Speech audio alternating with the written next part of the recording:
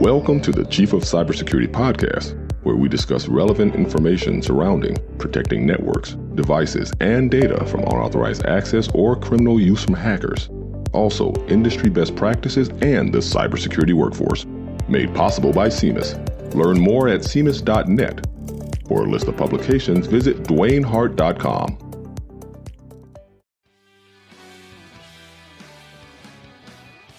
All right, here we go. Locked and loaded, ready for the fourth season of the Cybersecurity podcast. And we have the man of the hour, as always, in our Atlanta podcast studio. That's Mr. Dewayne Hart. And for season 4, it's going to get really exciting. You better strap in, tighten your seatbelt, right? This could be a white-knuckle ride because we're going to lead with some new sectors, starting with the federal government. You can't start any bigger than that.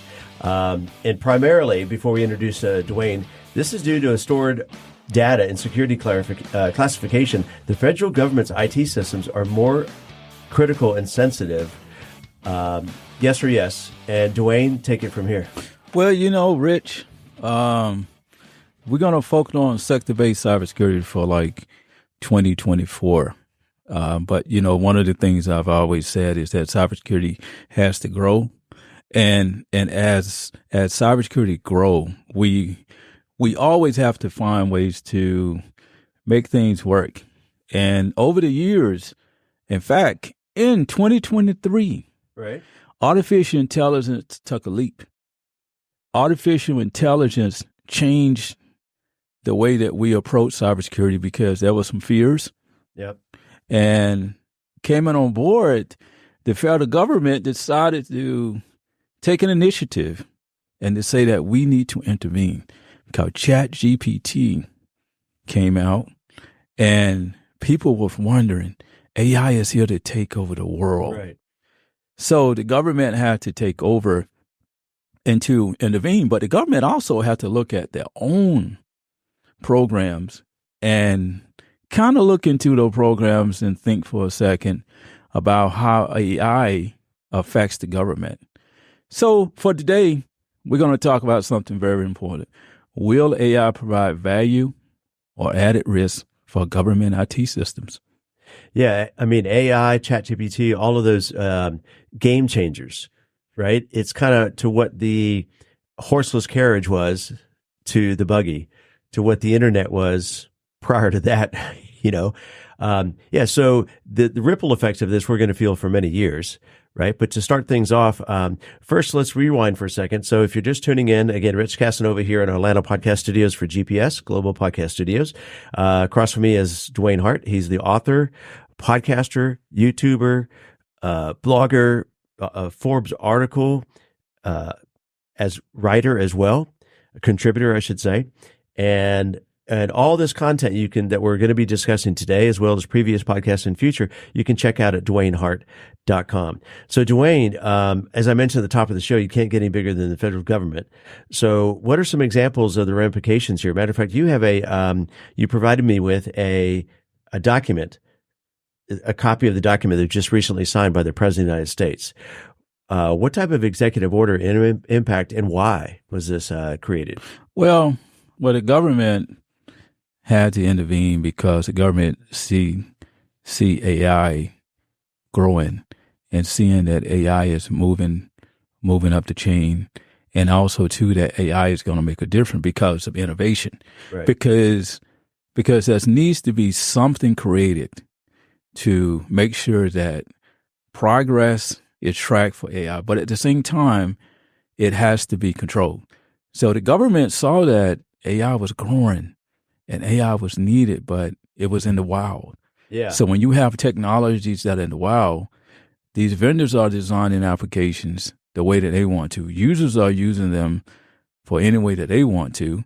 And if you don't maintain control of it, that's when we have additional risks added on to technology. So the government created and signed an executive order to track the progress of AI, but also is to enforce innovation to the safest practice, to as safe as possible.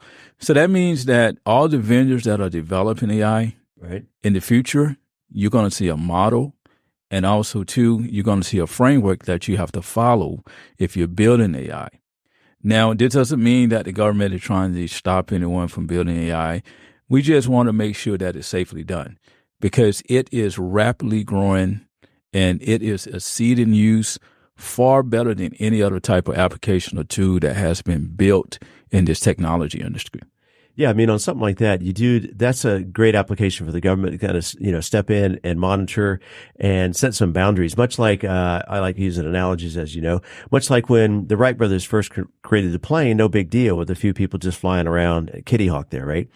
But once we began military flights and then we began commercial flights, there has to be some type of, somebody to oversee that. Oversight, right? Right.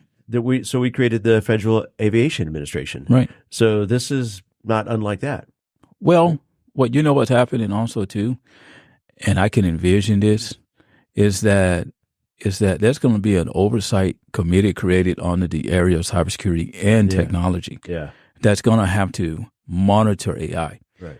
I can even go deeper and state that because of the AI revolution, the job industry is changing. Yeah. Because I was looking on Indeed a couple of weeks ago, and I saw a job that stated AI information chief. Really? Wow. Yes. AI security engineer. And, my Forbes articles talked about the same concepts and practices and how human labor was going to change in the next couple of years because of artificial intelligence. And this is referring to the article you contributed, uncovering how AI's dual relationship with cybersecurity operates.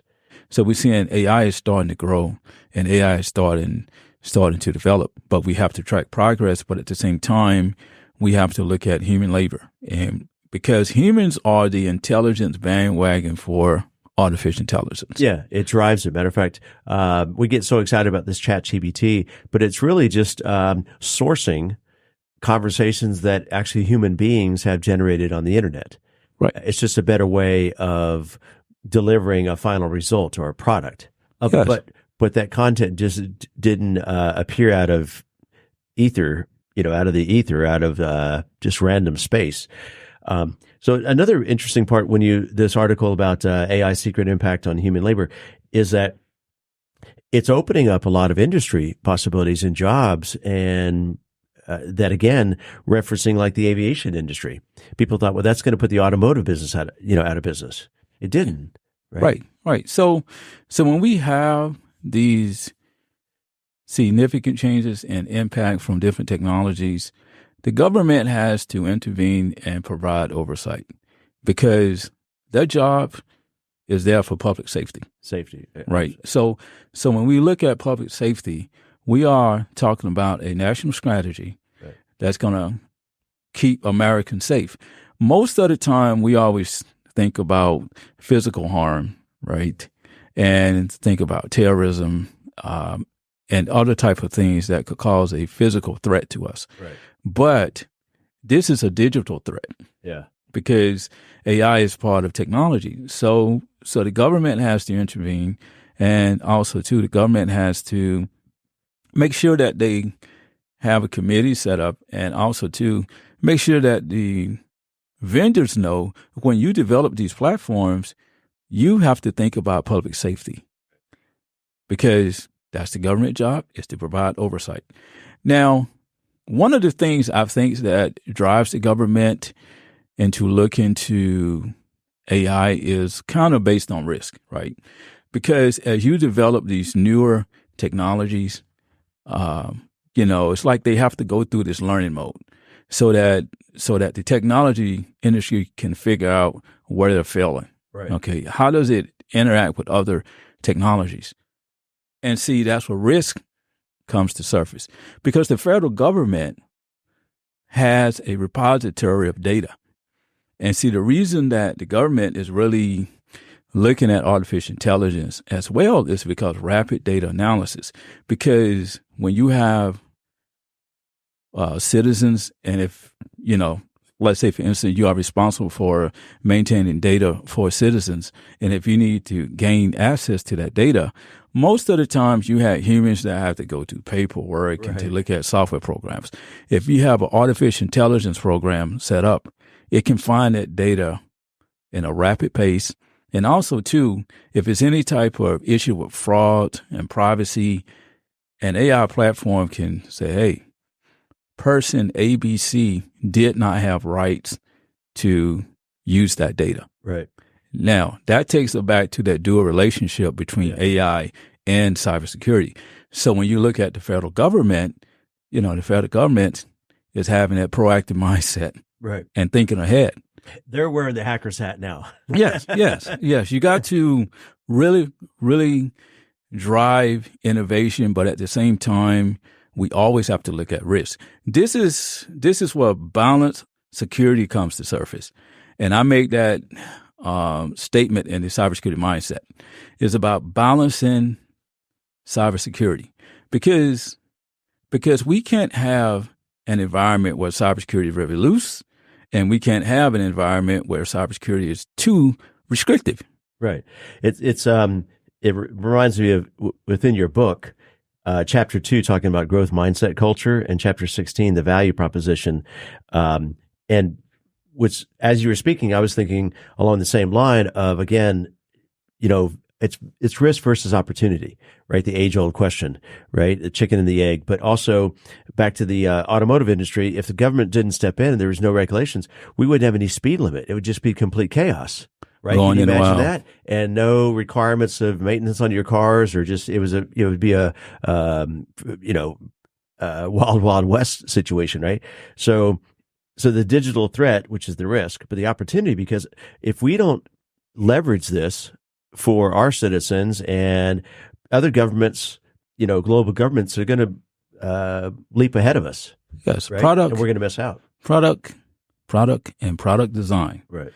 Product design has to be wide. See, in the world of cybersecurity, and all the listeners that have been part of the cybersecurity industry for a while, everyone understands the software development lifecycle, or probably the system development lifecycle, is that security is supposed to be integrated at all stages. So what we have to do is to think about the way we build security from a fundamental practice, because fundamental security should always be in place. Yeah, just listening to what you just said, it reminds me of this age-old challenge, risk versus opportunity, right? So referencing earlier the auto industry and the airline industry, but audio, if we didn't have any federal regulation, there'd be just random people would just choose whatever speed limit they wanted to go through a school zone or on the highway, right? Yeah. And whether they had their operating vehicle at any kind of safety standards whatsoever, or the manufacturers building vehicles, right? So, a lot of people are kind of, don't want a lot of government regulation, but there's a place and a time for that, right? And what you're talking about in terms of the government and cybersecurity and AI, this digital threat concept, if we're not aware of that, we don't have some entity involved, in this case, the federal government, is that we can also lose out on opportunity. All this innovation that's happening, there's opportunity that comes along with it. And with that opportunity, if we're not, taking the lead on the forefront with this, other governments are going to jump ahead of us, right? Well, it's like the space age race. With the concept of risk, there comes rewards, right? So it kind of gives you an idea of where you stand, where to go, or where you fail. So with government looking at AI, they have already practiced that concept. Right. Because the government states, okay, we have AI in place and look at these risks. But you know what? We're going to gain some rewards because we understand the problems, because we understand the deficiencies, and we understand the public safety impact. Yeah. And also, too, we understand the citizens, because the citizens are concerned. Right. So as part of public safety, the government has to intervene. But see, they intervene because they as an entity want to make sure that balanced security stays in place. And balanced security is stating, okay, we cannot be too loose with cybersecurity. nor can we be restrictive. And if you are either one of the two, well, it doesn't serve the industry well because people need technology. So what you have to have is a balancing effect where you balance security. And so that's why AI does itself provide value, but also risk.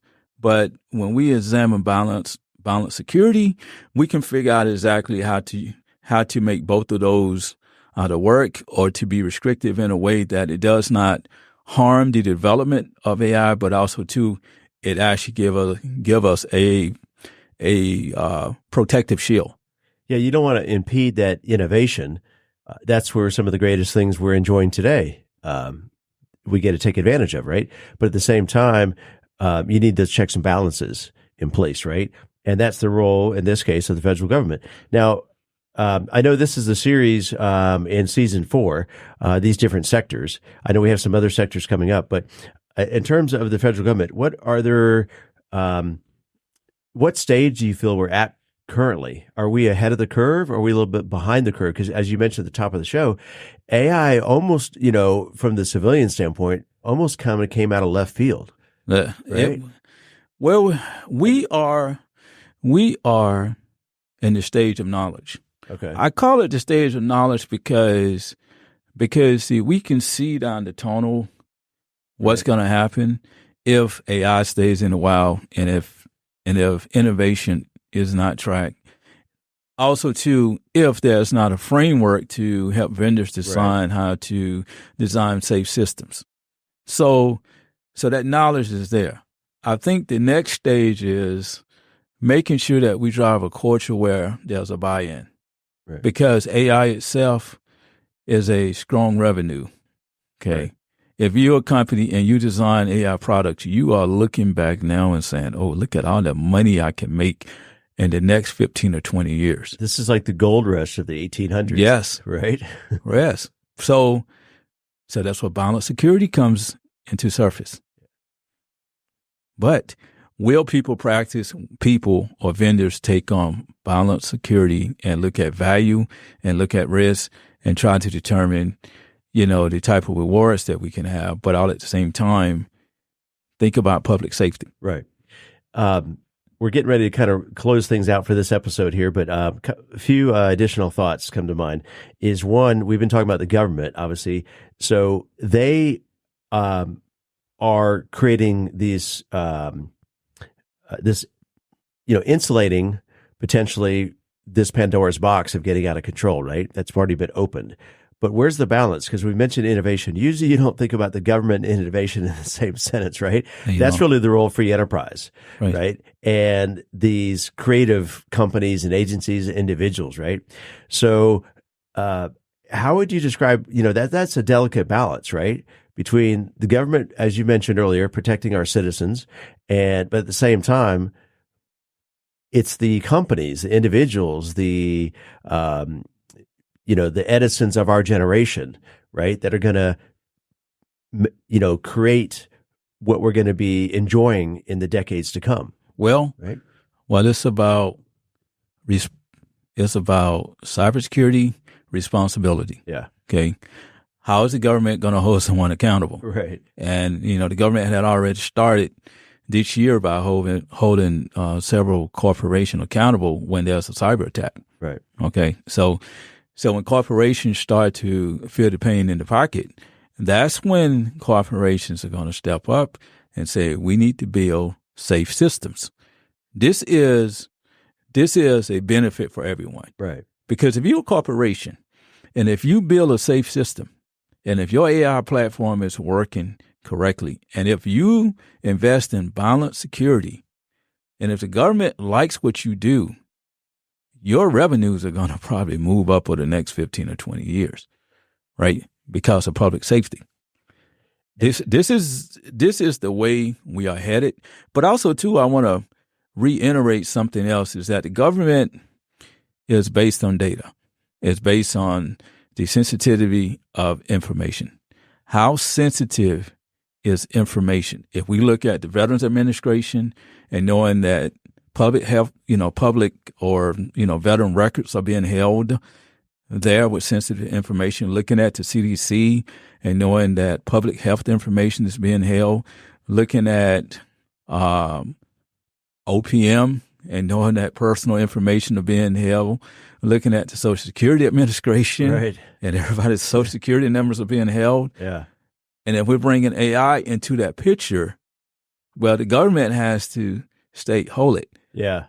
I can see down the tunnel. Right. We need to make sure that if you agencies want to use AI, we need to have product designers that design of safe systems, because we don't want to inject problems into our current landscape. Because looking at cybersecurity in its normal fashion, there are some weaknesses and there are some technical deficiencies that are going on. But if you add AI there, and if AI comes on board with additional technical deficiencies, then imagine the harm to public safety. Yeah.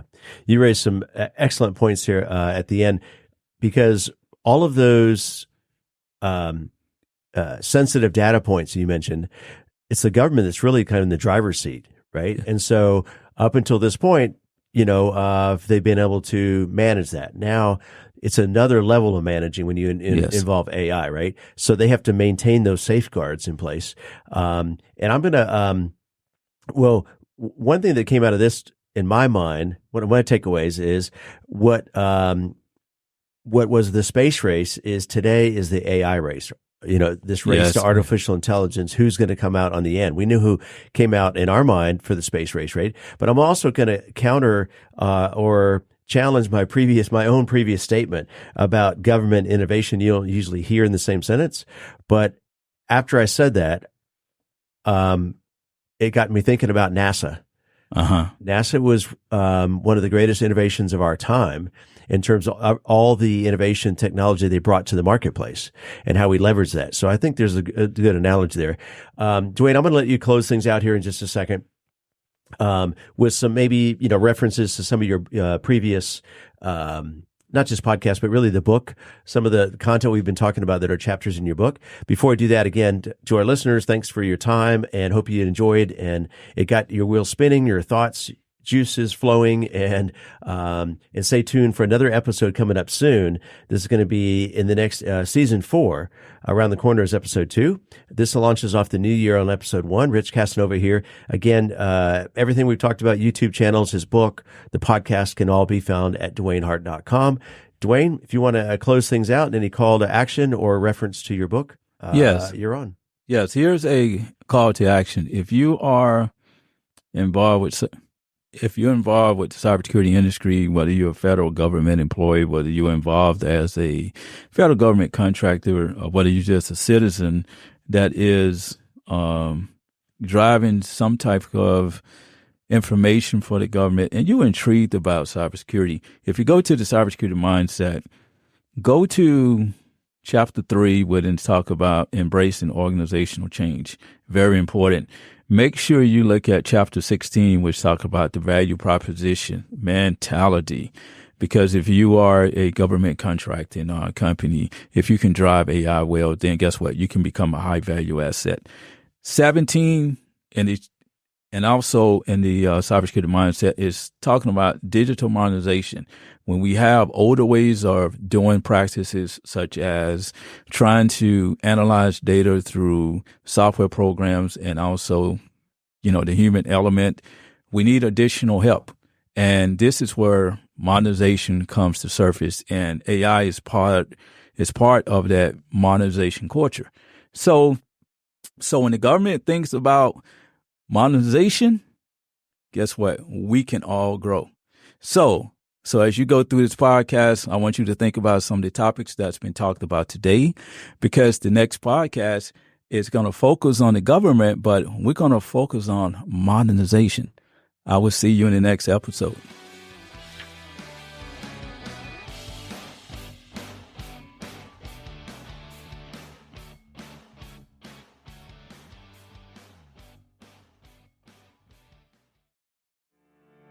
You've been listening to the Chief of Cybersecurity podcast, where we hope you've gained knowledge to improve your cybersecurity mindset.